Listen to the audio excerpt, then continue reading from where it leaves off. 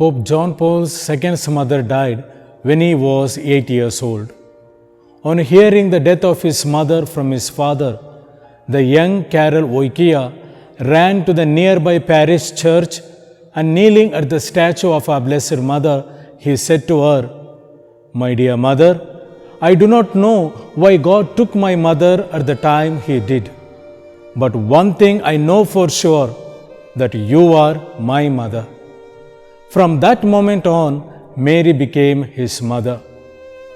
Years later, on May 13, 1981, on the feast of Our Lady of Fatima, a Turkish gunman shot the Pope.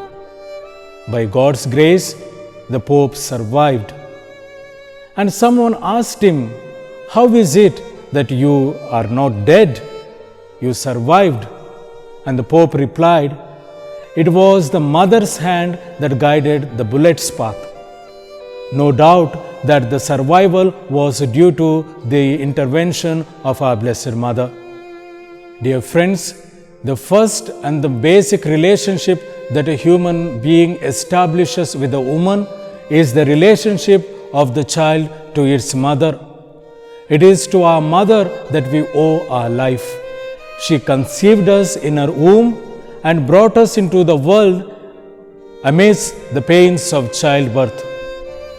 Pope John Paul II, in his Holy Thursday letter to the priests, says, "Through the childbirth, a special and almost a sacred bond is established between the child and its mother." If that is the bond that we have with our earthly mother, then what role does Mary, the mother of Jesus, our heavenly mother, play in the life of the priests? In the Gospel of St. John, chapter 19, verses 26 to 27, we read that at the moment of his death on the cross, Jesus entrusts a naive motherhood to our Blessed Mother when he says to her, "Woman, behold your son." That disciple, the disciple John, was present at the Last Supper with Jesus. It was the disciple priest who had received the power to celebrate the Eucharistic sacrifice. John the disciple was one of the 12 newly ordained priests to whom Jesus commanded, "Do this in memory of me." Even though the disciple John represents every woman and man to whom the motherhood of Mary is spiritually extended, we cannot overlook the fact that the disciple John represents every priest. The Gospel tells us that he took her into his own home. What does it mean? It means that he took her into his life as a priest. The Catechism of the Catholic Church says, for every priest, taking Mary into his own home means finding a place for her in his life, remaining in habitual union with her in his thoughts, in his feelings, in his zeal for the kingdom of God, and devotion to her. John, the beloved disciple, took Mary into the interior home of his priesthood.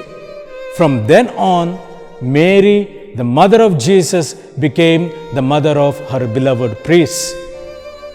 If you read the biographies of any saintly priest, they always speak about the great role of our Blessed Mother in their spiritual life, especially Mary as the mother of their priesthood. The spiritual directors always insist on devotion to our Blessed Mother because they know that Mary is the constant support on the path of sanctification.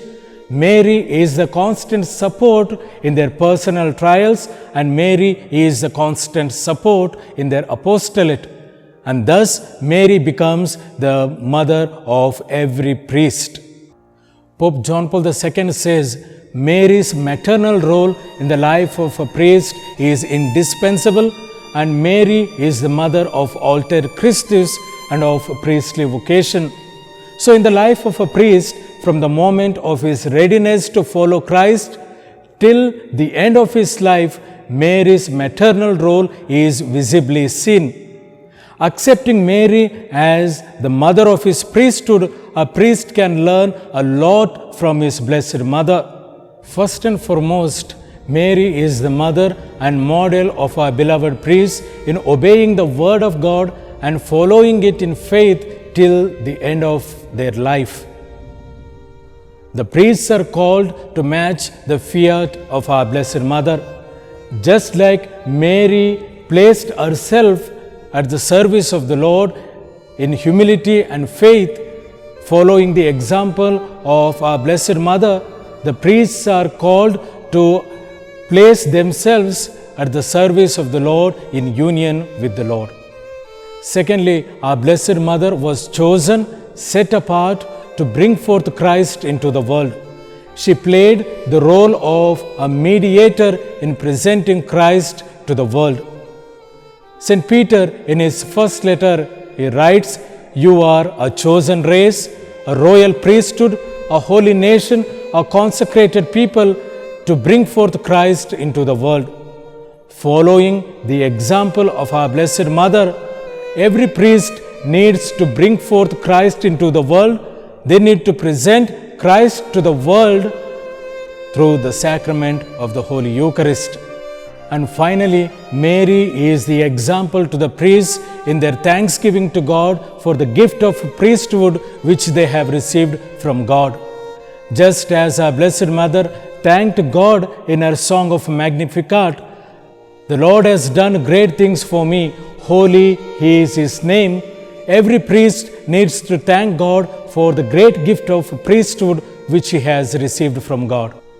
Dear friends, Mary plays the role of a mother in the life of a priest, and she has a special bond with her beloved priests.